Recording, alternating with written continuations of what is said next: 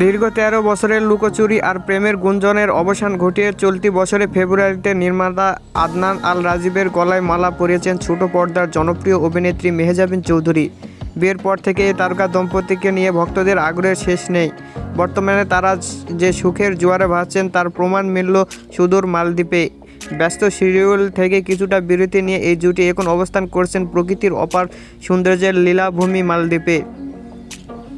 সেখানে কাটানো একান্ত মুহূর্তে কিছু মনোমুগ্ধকর ছবি সামাজিক যোগাযোগ মাধ্যমে শেয়ার করেছেন মেহজাবিন। ছবিগুলোতে দেখা যায় সমুদ্রের নীল জলরাশির পাশে দাঁড়িয়ে একের পর এক সান্নিধ্য উপভোগ করছেন তারা।